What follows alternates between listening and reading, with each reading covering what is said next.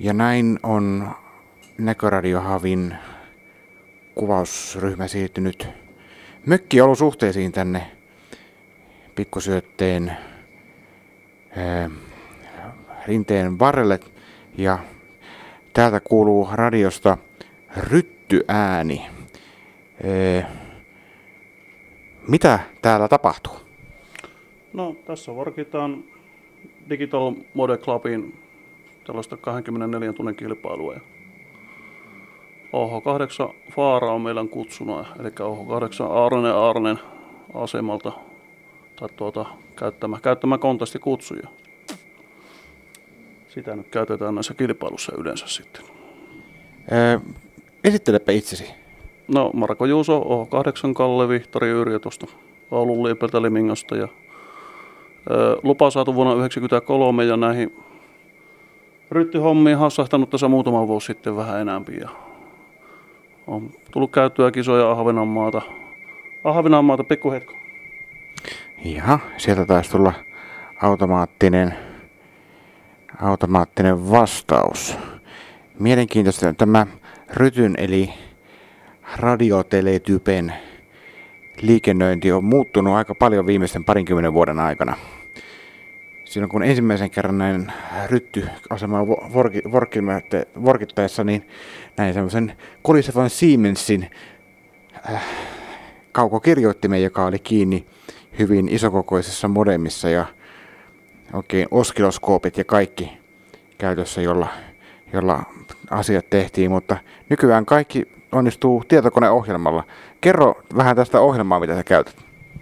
No, meillä on käytössä logio-ohjelmana NX-MM, eli tällainen kokonaisedullinen, eli ilmainen, ja sitten MMTTY on toi ryttysofta tuossa itessä, ja ne on sitten naitettu keskenään tuohon, että näillä mennään. Ja sitten on tuossa jonkunnäköinen nettiyhteys kanssa, että näkee klusterin tuossa toisessa ikkunassa, ja vihjeekin näkee sitten tuossa yhdessä ikkunassa, että millä taajuudella kukakin on. Sen tuo klusteri on tullut jäädäkseen näihin kilpailuihinkin.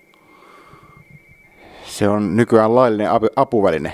Joo, kyllä hyvin pitkälti kyllä. Tässä nyt, näkyykö sulla siinä klusteriikkunassa suoraan niin kuin täpällä, että missä sun radiot on siellä vai? Ei jos ei kukaan spotannut tietenkään. Mutta lähinnä, että näkee, että millä tavalla sun radio on siinä klusterinäytössä siinä keskellä. Joo, tai itse asiassa tuossa niin pitäisi näkyä radion jakso, mutta me ei saatu vaan toimimaan radio- ja tietämyskoneen välistä yhteyttä sillä lailla, että se olisi tuo jakso näkynyt myös tänne koneelle, eli se on vaan pitänyt aina käsiin sitten antaa tuohon bandia vaihtaessa. Rytty on aika vanha tämmöinen digitaalinen mode. Se on melkeinpä toisen maailmansodan aikainen. Mikä siinä edelleenkin viehättää? Jaa, se on yksinkertainen ja paljon viime vuosina kannatusta saanut modeja. En mä tiedä. Entäs nämä uudet digitaalimodet, jotka ajatellaan ehkä tunnetuimpana PSK31, onko se syönyt suosiota?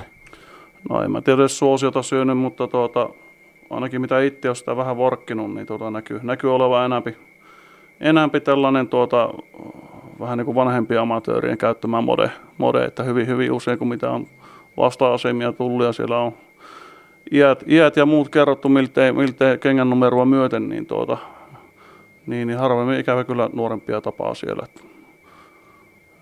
Ei se nyt mikään huono tietenkään ole. Siellähän kuso kulkee hemmetin hyvin kanssa, mutta itseään se ei oikein jotenkin ei ole lämmittänyt hirveästi kiinnostanut.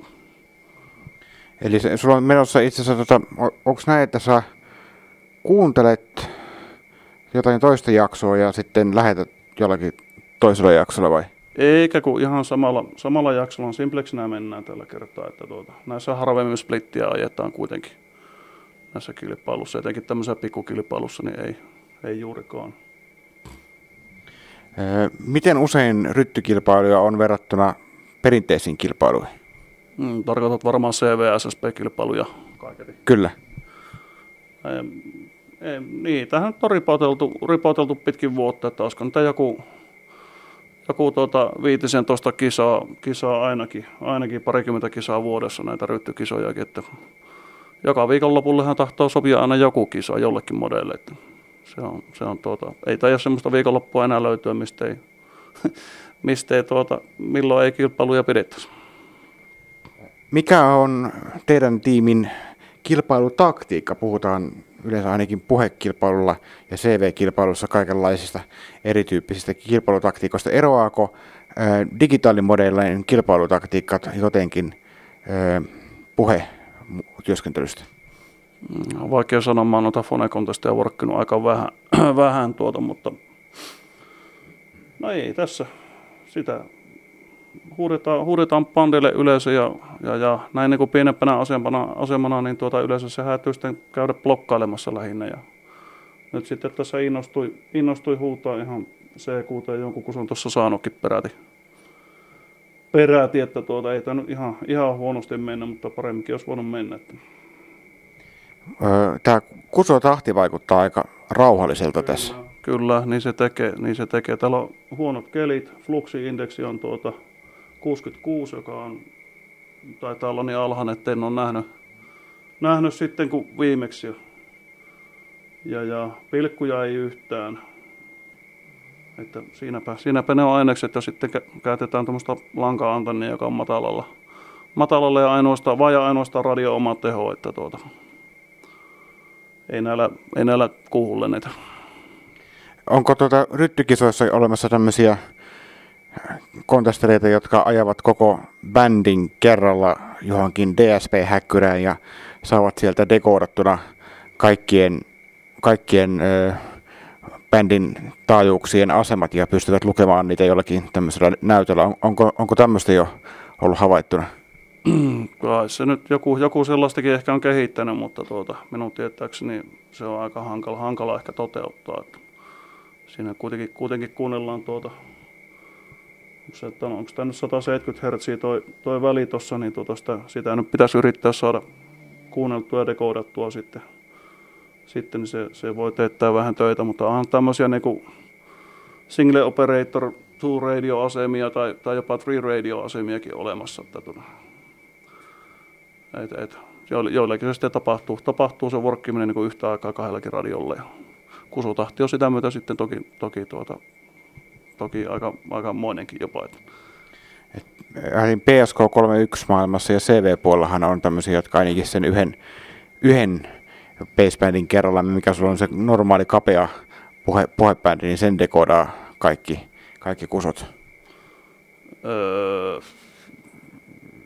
Ryttypuolella ei taida oikein olla, kun se pitäisi olla sitten huomattavan laaja se ihan omanlaisen vastaanotin sitä varten. Joo, kyllä, nimenomaan näin, että mä en ole niin paljon perehtynyt tähän tekniikkaan, mutta siihen osaisi varmaan sanoa joku enäpi näitä kontesteja ajanut että siinä mielessä sen verran ruukia vielä. Onko teillä täällä kaseessa 8A:lla niin kontestit jotenkin oikein erityisessä suosiossa? tai ryttykontestit jopa?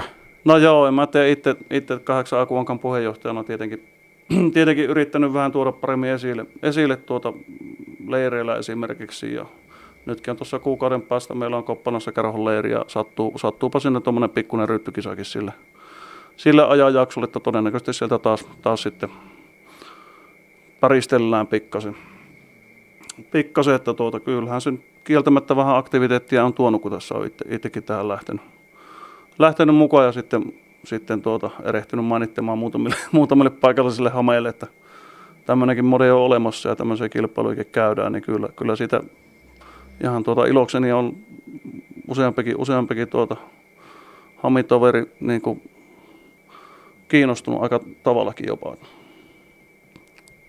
Kiitoksia sinulle haastattelusta ja hyvää kontestionnea. Kiitoksia.